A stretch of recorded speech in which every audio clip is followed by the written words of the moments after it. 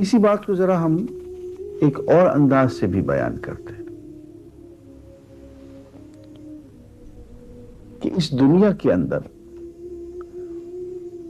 اگر ہماری موجودہ سائنس یہ کہنے پہ تلی ہوئی ہے کہ جو کچھ بھی ہے وہ مادی ہے، میٹر، مادہ، یہی سب کچھ ہے، اچھا صاحب ہم بحیثیت انسان کے بھی پھر میٹر نکلے؟ جی السلام علیکم ڈاکٹر صاحب. وعلیکم السلام. آپ کا پروگرام دیکھ رہا ہوں. جی جی اسی دوران ایک سوال ذہن میں آ گیا. جی جی آپ نے یہ تو کہہ دیا کہ کائنات میں کوئی چیز بھی بے مقصد نہیں، لیکن اس بات کا آپ کے پاس کیا جواب ہے کہ دنیا میں خیر کے ساتھ شر کا وجود بھی ہے؟ جی جی مثلاً قتل، چوری، ڈاکہ اور دیگر تمام برائیاں بطور شر ہمارے سامنے موجود ہیں. کیا ان کا بھی کوئی مقصد ہے؟ اور اگر بہت ہے اچھا. تو کیا ہے؟ بتانا پسند. میں عرض کرتا ہوں. سوال یہ کیا گیا کہ اگر دنیا میں ہر چیز کا مقصد ہے، جیسا کہ تھوڑی دیر پہلے میں عرض کر رہا تھا، اور پوری کائنات کا مقصد ہے، تو سوال یہ کیا گیا کہ اس کائنات میں بعض چیزیں تو ایسی بھی ہیں دنیا میں جو کہ بہت ہی ناپسندیدہ ہیں. مثلاً کہا کہ قتل ہے، چوری ہے، ڈاکہ ہے، برائیاں ہیں، ایکسپلائٹیشن ہے، استحصال ہے. تو ان برائیوں کے پیچھے بھی کوئی مقصد ہونا چاہیے. میں اس کہوں گا جی ہاں، برائیوں کا بھی مقصد ہے. حتیٰ کہ وہ چیز جسے ہم برائی کہتے ہیں اس کا بھی کوئی نہ کوئی مقصد ضرور ہے. پہلی بات تو یہ ہے کہ ہم جسے برائی سمجھتے ہیں وہ بھلائی کا ایک پہلو ہوتا ہے. برائی کا از خود کوئی وجود نہیں ہے، بلکہ وہ بھلائی کا ایک پہلو ہوتا ہے. جیسے ایک سکے کے دو پہلو ہوتے ہیں، اسی طرح سے برائی از خود موجود نہیں، اس کا ایک پہلو. مثلا انسان کے اندر غصہ ہے، بری بات ہے نا، لیکن غصہ اصل میں نتیجہ ہے انسان کے اندر ایک ایسی فطری عادت کا جس کے ذریعے سے وہ اپنی حفاظت کرتا ہے. اگر کسی میں غصہ نہ ہو تو اس میں غیرت نہیں ہوگی، وہ اپنا ڈیفنس بھی نہیں کرے گا. تو خود دفاعی، سیلف ڈیفنس جو ہے وہ ایک لازمی چیز ہے، بغیر غصے کے نہیں ہو سکتی. وہ اس اعتبار سے آپ دیکھیں تو غصہ برائی نہیں رہتا. یہی حال نفرت کا بھی ہے، یہی حال اور بہت سی چیزوں کا جن کو آپ برائی سمجھتے ہیں، وہ اس میں ایک بھلائی کا ایک روپ ہے. لیکن ان کو ہم اس انداز سے ان کے نتائج سامنے آ جاتے ہیں کہ ہمیں دیکھنے میں بہت برے لگتے ہیں. اب یہاں یہ سوال پیدا ہو سکتا ہے کہ اللہ تعالیٰ قادر مطلق ہیں، وہ اس طرح سے ایسی کائنات بھی تو پیدا کر سکتے تھے جس میں اتنی سی برائی بھی نہ ہوتی. بات یہ ہے وہ قادر مطلق ہے اور ایسی کائنات وہ پیدا کرنے والا ہے جس میں بالکل برائی کا وجود نہیں ہوگا، اتنا بھی نہیں ہوگا جتنا یہاں پہ ہے. لیکن یہاں جو اس نے نظام بنایا ہے، نظام طبیعی، جو فزیکل ورلڈ اس نے یہاں بنائی ہے، اس کا کچھ مزاج ایسا ہے کہ اس نے ہر چیز کو ہمارے لیے پیدا تو کر دیا ہے، لیکن وہ چیز بذات خود بری نہیں ہے، ہم اس کے اندر برائی پیدا کر دیتے ہیں. چاقو ہے، چھری ہے، اس سے آپ پھل کاٹیے، کھانا کھائیے. اس سے آپ کسی انسان کا پیٹ بھی چاک کر سکتے ہیں. اب یہ برائی ہم نے اس میں خود پیدا کر دی ہے. آپ یہ کہنا چاہتے ہیں کہ چاقو پھل تو کاٹے لیکن کسی کا پیٹ میں اگر اس کو گھونپا جائے تو وہاں اس وقت کند ہو جائے. یہ اس دنیا کے نظام میں نہیں چلے گا. آپ یہ چاہتے ہیں کہ آگ ہو جس سے ہم کھانا تو پکا سکیں، لیکن اس آگ میں یہ خاصیت نہ ہو کہ وہ گھر جلائے. یہ اس دنیا کا قانون نہیں. اس کی وجہ میں آپ سے عرض کروں، اس دنیا کا جو نظام ہے وہ نظام امتحانی ہے. اس میں آگ بری چیز نہیں ہے. اگر آگ نہ ہو تو ہم شاید ہم زندہ بھی نہ رہ سکیں، بہت بڑی نعمت ہے. لیکن یہ دنیا جائے امتحان ہے. اس میں دیکھنا یہ ہے کہ ہم آگ کو استعمال کیسے کرتے ہیں. یہ ہم زیادہ کھانا پکانے پہ استعمال کرتے ہیں، آگ تاپنے میں استعمال کرتے ہیں، جسم کو گرم رکھنے میں حرارت کے لیے استعمال کرتے ہیں، یا دوسرے کا گھر جلانے کے لیے. چونکہ جائے امتحان ہے اس لیے اس کے دونوں پہلو یہاں پہ رکھے گئے ہیں. بات یہ ہے، ہم لوگ شاید یہ چاہتے ہیں کہ ہم رستم زماں بن جائیں بغیر اکھاڑے میں آئے ہوئے. ہمیں کوئی پٹخنی نہ لگے، ہمیں کوئی مد مقابل ہمارا نہ ہو، کوئی ہمیں چیلنج کرنے والا نہ ہو، کسی سے ہمارا ایسا مقابلہ نہ ہو کہ وہ بھی ہمیں پکڑ کے نیچے پٹخ دے. اس کے بغیر ہم کہیں کہ جی ہم رستم زماں ہیں. ایسا نہیں ہے. اس دنیا کا یہ قانون نہیں ہے. اس دنیا میں اگر آپ کو ترقی کرنی ہے تو آپ کو اکھاڑے میں اترنا پڑے گا. سامنے آپ کا مد مقابل ہوگا، اس مد مقابل کو پچھاڑیے اور آگے بڑھیے. پھر آگے ایک اور مد مقابل آئے، اس کو پچھاڑیے اور آگے بڑھیے. یہ جو کہا کہ یہاں تو مقابلہ ہوگا، یہ تو پوری زندگی اکھاڑے کا نام ہے. آپ اکھاڑے میں جو سامنے کھڑا ہوا مد مقابل ہے اس کو آپ برائی کہہ رہے ہیں. اجی اگر وہ سامنے نہ ہوتا اور وہ آپ کے ساتھ داؤ پیچ نہ کھیلتا، وہ آپ کو اٹھا کے نہ پٹکتا تو آپ کے بازو میں بھی قوت نہ ہوتی. یہ ایک چیلنج ہے پوری کی پوری زندگی. آپ اس چیلنج کو برائی کہنا چاہتے ہیں. یہ بات عربی میں یوں کہی گئی کہ تعرف الاشیاء بازدادها. چیزیں اپنی انٹونیمز کے ساتھ، اپنی ازداد، اپنی ضد، اس کے ذریعے پہچانی جاتی ہے. سیاہ رنگ اگر سفید پس منظر میں آئے تو بڑا حسین لگتا ہے. ایک سامنے تختہ ہے پورے کا پورا سفید ہے، کوئی اس میں حسن نہیں ہوگا. لیکن اگر اس کے بیک گراؤنڈ میں ایک رنگ ہے اور پھر اس بیک گراؤنڈ کے اوپر اور رنگ جمائے گئے ہیں مختلف قسم کے، تو پیس آف آرٹ بن جائے گا کہ مختلف رنگوں کو مختلف پس منظر میں، مختلف بیک گراؤنڈ میں حسین انداز میں سجا دیا گیا ہے. اور پس منظر جتنا مختلف ہوگا، پس منظر جتنا تیکھا ہوگا، الگ ہوگا، اتنا ہی حسن بڑھتا چلا جائے. گلہائے رنگا رنگ سے ہے زینت چمن، اے ذوق اس جہاں کو ہے زیب اختلاف سے. آپ چاہتے ہیں کوئی اختلاف نہ ہو؟ بڑی برائی کی بات ہے کہ ایک بڑا ہو ایک چھوٹا ہو. لیجیے صاحب، کوئی نہ باپ رہا نہ کوئی بیٹا رہا، نہ کوئی مذکر رہا نہ کوئی مؤنث رہا. پتہ چلا کہ پوری کی پوری ایک میکینیکل ہوگی، سب کے سب ایک ہی طرز کے چلے آ رہے ہیں. آپ چاہتے ہیں یہاں کوئی انتظار کی تکلیف نہ ہو؟ آپ تو وقت کی بھی قید سے آزاد ہو گئے. یہ جو نظام ہم اس دنیا میں لانا چاہتے ہیں وہ اس دنیا کا نظام نہیں ہے. ہم بہت جلد اس نظام کی طرف لپکنا چاہتے ہیں جو آخرت کا ہے. وہ امتحانی نظام نہیں ہوگا، وہ جزا کا نظام ہوگا. جزا کے نظام میں برائی کا کوئی تصور، تکلیف کا، شر کا کوئی تصور نہیں ہوگا. یہ نظام جو ہے بیسیکلی یہ امتحانی نظام ہے. اور پھر یہ کچھ نظر کا دھوکہ بھی ہے. مثلا ہم دیکھتے ہیں کہ ایک مالی جو ہے وہ کینچی لے کے پودوں کو کاٹتا چلا جا رہا، برابر کرتا چلا جا رہا.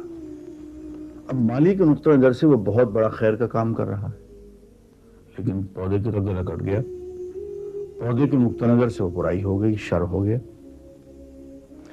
ایک بچہ ہے، اس کو پھوڑا نکل آیا ہے، سرجن اس کے پھوڑے پہ چھری رکھ کے اس کا مواد نکال رہا ہے. اب والد کی نظر سے، والدہ کی نظر سے، ڈاکٹر کی نظر سے وہ ایک بہت بڑا خیر کا کام کر رہا ہے، برائی کو ہٹا رہا ہے، لیکن بچے کی نظر سے تو سرجن جو ہے بہت ظالم آدمی ہے۔ ایک استاد ہے، ایک والد ہے، وہ بچے پہ جہاں ضرورت پڑتی ہے اس کو جھڑکتا ہے، اس کو سختی کرتا ہے۔ بچے کے نقطہ نظر سے وہ بہت بڑا ظلم ہے، بہت بڑی زیادتی ہے، لیکن والدین کے نقطہ نظر سے وہ بہت بڑی ضرورت ہے۔ یہاں کے کچھ معاملہ ریلیٹو بھی ہو جاتا ہے، اضافی بھی ہو جاتا ہے کہ آپ کے نقطہ نظر سے ایک چیز بری ہے، دوسرے کے نقطہ نظر سے وہی عین ضرورت ہے۔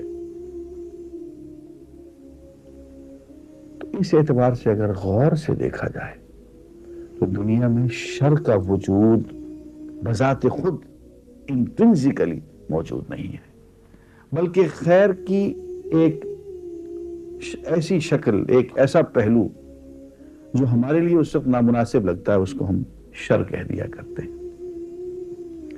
اب میں واپس اپنی بات کی طرف آتا ہوں جو میں عرض کر رہا تھا۔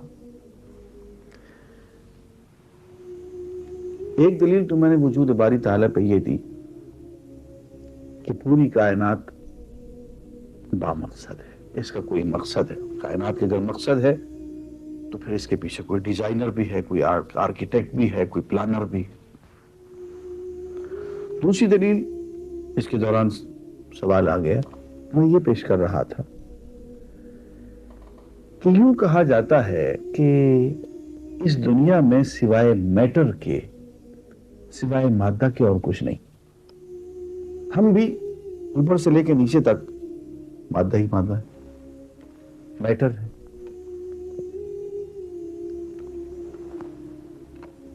یہاں ایک سوال پیدا ہوتا ہے جو کہ بہت ہی پریشان کن ہے۔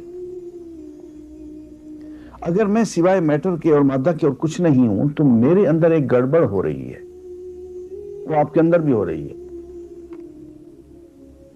وہ یہ کہ میرے اندر ایک قاضی بیٹھا ہوا ہے، ایک آڈیٹر، ایک کرٹک، ایک نقاد بیٹھا ہوا ہے جو مجھے بہت پریشان کرتا ہے۔ ذرا سا کام میں کچھ نامناسب انداز میں کر دوں، کسی کو تکلیف پہنچا دوں، کوئی غلط کام کر دوں، جھوٹ بول دوں، تو میرا جینا حرام کر دیتا ہے، میری نیند برباد کر دیتا ہے، مجھے سونے نہیں دیتا۔ یہ کون ہے بھائی؟ مادی چیز ہے کوئی؟ یہ کوئی میٹیریل چیز ہے؟ ہر وقت بیٹھ کے میرے کچوکے لیتا رہتا ہے یہ اندر ہی اندر۔ کوئی پولیس مین ہے، یہ کوئی قاضی ہے، کوئی مجسٹریٹ ہے، کوئی آڈیٹر ہے، کوئی کرٹک ہے، کوئی شاعر ہے، یہ ہے کیا بھلا یہ چیز؟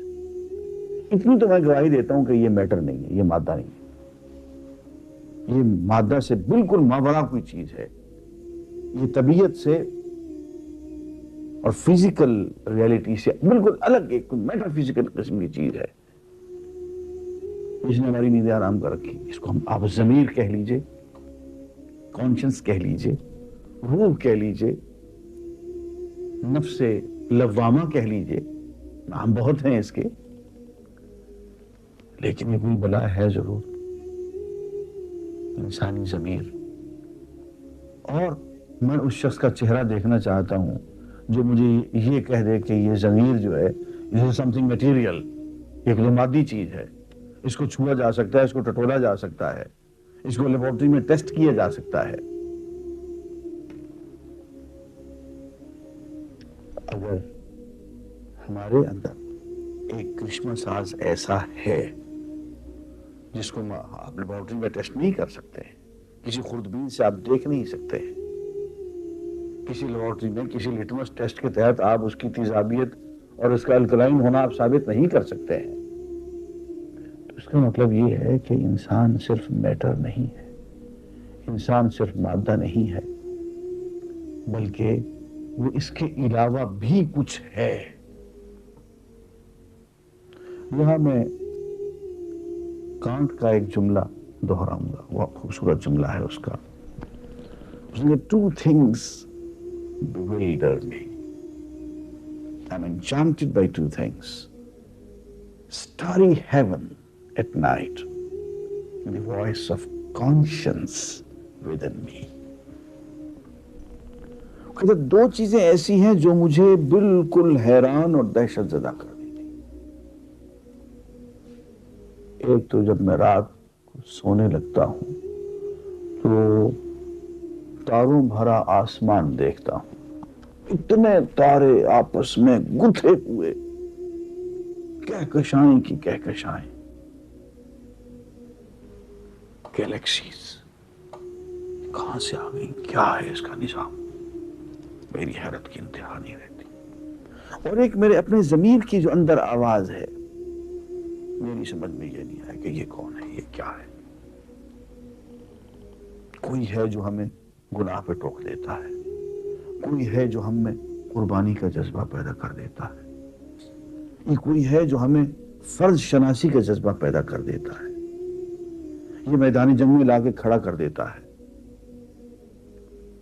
اور ملک کے لیے، قوم کے لیے، اپنے دین کے لیے، اپنے بھائیوں کے لیے، حق کے لیے ہم جان قربان کر دیتے ہیں۔ یہ کوئی ہے، یہ کون ہے؟ اگر یہ صرف میٹر نہیں ہے بلکہ میٹر سے بالکل ماورا، یہ پیوری فزیکل چیز نہیں ہے بلکہ میٹر فزیکل چیز ہے، ماورا الطبیعی چیز ہے، تو پھر ماننا پڑے گا کہ انسان کے جسم میں صرف جسم ہی نہیں ہے بلکہ روح بھی ہے۔ اور ایک مرتبہ آپ اس چکر میں پڑ گئے کہ ہم صرف میٹر نہیں ہیں بلکہ ہم اسپرٹ بھی ہیں، ہم سول بھی ہیں، ہمارے اندر کوئی ایسی چیز ہے جو کہ ویریفائبل نہیں ہے، تو پھر تو آپ میٹا فزیکل ڈومین میں آ گئے۔ آپ نے روح کو مان لیا تو پھر تو آپ نے خدا کو بھی مان لیا۔ اس لیے کہ روح کی تعریف یہی ہے، قُلِ الرُّوحُ مِنْ أَمْرِ رَبِّي۔ روح تو اللہ کی کمانڈمنٹ کا نام ہے، کمانڈمنٹ آف لارڈ۔ یہ کمانڈمنٹ کی بات بھی بڑی عجیب و غریب ہے، بہت دلچسپ بات ہے۔ میری سمجھ میں نہیں آتی تھی یہ بات کہ یہ امر ربی کیا ہوتا ہے۔ آگے کہہ دیا قُلِ الرُّوحُ مِنْ أَمْرِ وَمَا أُوتِيتُم مِنَ الْعِلْمِ إِلَّا قَلِيلًا، کہ روح جو ہے وہ امر ربی ہے، اور ہاں العلم جو ہے، اور خاص طور پر روح کا علم جو ہے، اس کے بارے میں بہت کم تمہیں عطا کیا گیا، تھوڑا علم تمہیں حاصل ہے، زیادہ نہیں۔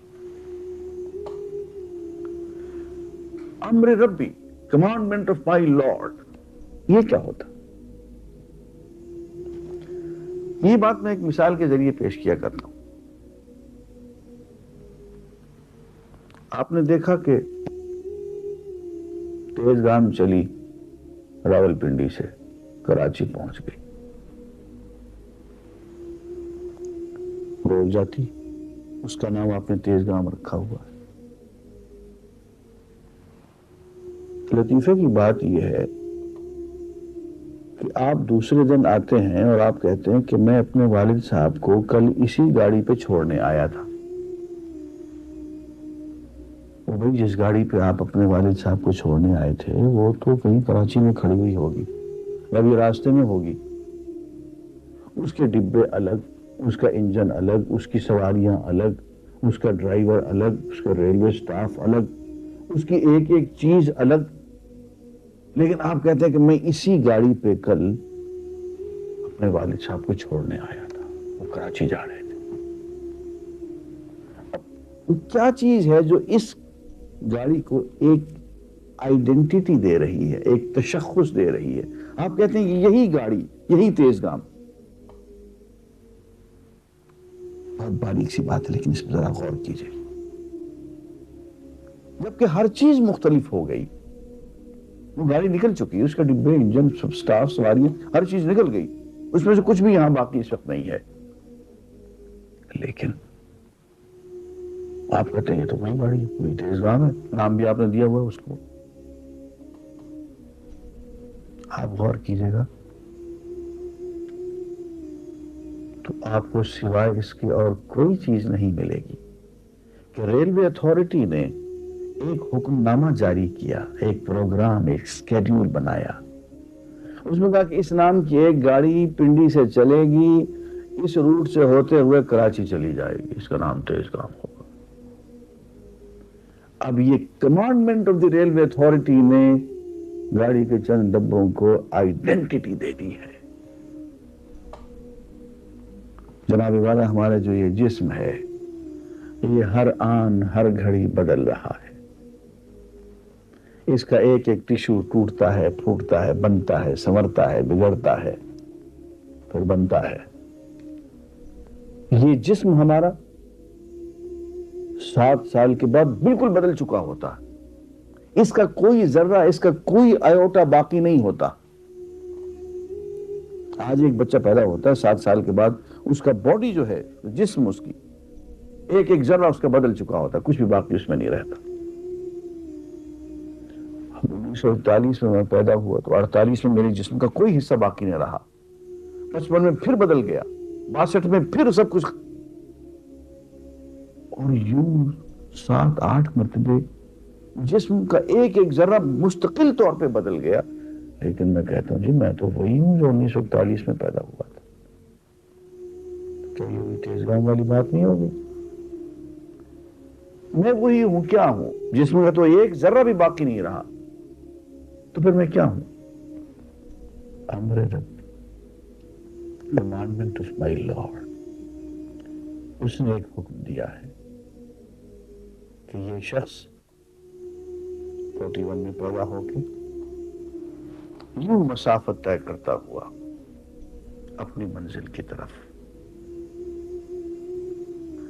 فلاں وقت پہنچ جائے گا. اس نے میری زندگی کا ایک نظام، ایک سکیڈول، ایک نصاب، ایک ضابطہ مرتب کر دیا ہے. وہی امر ربی ہے. اسی نے مجھے تشخص عطا کر دیا ہے، آئیڈینٹی اور ذات عطا کر دی ہے. اسی کی بنیاد پہ میں اپنے آپ کو میں کہتا ہوں کہ میں ہوں. میرا تشخص امر ربی ہے اور وہ روح ہے. قل الروح من امر ربی وما اوتیتم من العلم